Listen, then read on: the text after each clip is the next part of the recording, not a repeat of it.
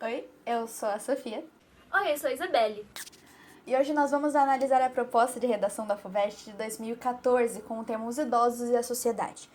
Bom, exigiu-se que o candidato redigisse um texto em prosa destinado à publicação em um jornal, uma revista ou em um site da internet, algo que foi novo na época, sobre as opiniões atribuídas ao ministro de Finanças do Japão, Taro Aso, que afirmou no início de 2013 que, abre aspas, os velhos deveriam apressar-se a morrer, fecha aspas, diminuindo dessa forma as despesas do Estado com os idosos, mais específico nas questões da área médica, né?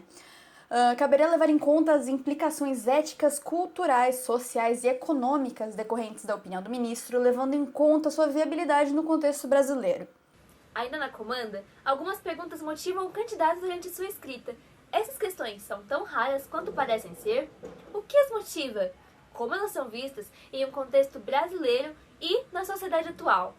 Como os jovens lidam com os idosos?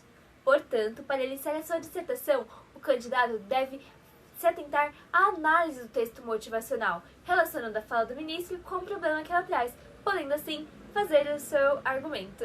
Em uma de suas frases, o ministro questiona, abre aspas, por que eu deveria pagar por pessoas que apenas comem e bebem e não fazem nenhum esforço? Eu faço caminhadas todos os dias, além de muitas outras coisas, e estou pagando mais impostos.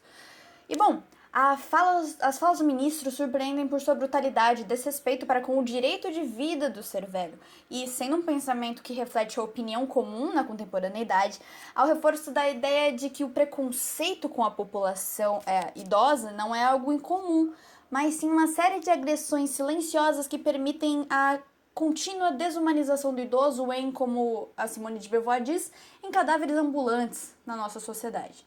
E assim a gente já tem a nossa tese. Bom, para basear nossos argumentos, nós fizemos uma lista de motivações para este preconceito silencioso contra os idosos na sociedade.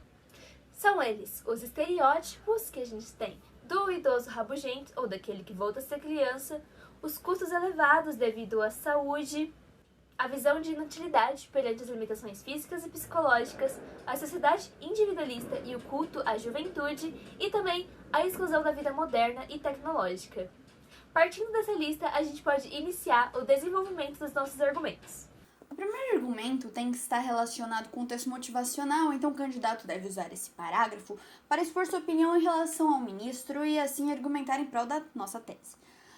O candidato ele poderia utilizar como argumento a questão dos avanços da medicina em relação à velhice.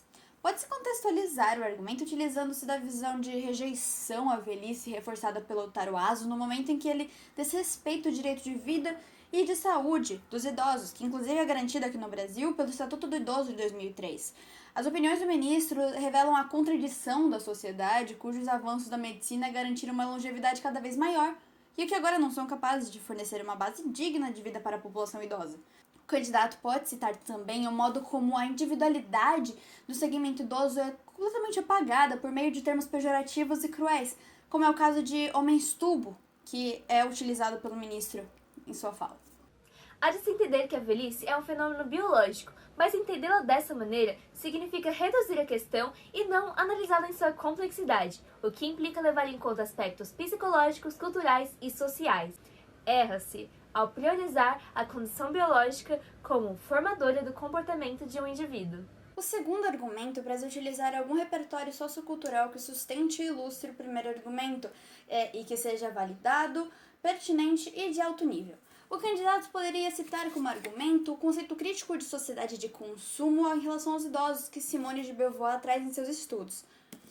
De acordo com Beauvoir, a sociedade do consumo não é apenas culpada, como também criminosa por considerar os idosos como párias, condenando-os à solidão e à marginalização, apenas porque eles já finalizaram a sua contribuição para com a ala capitalista. As palavras velho e pobre podem ser vistas quase como um pleonasmo, visto o preconceito estrutural que a gente tem na sociedade contemporânea, e ainda ela reforça também as disputas geracionais e o culto à juventude.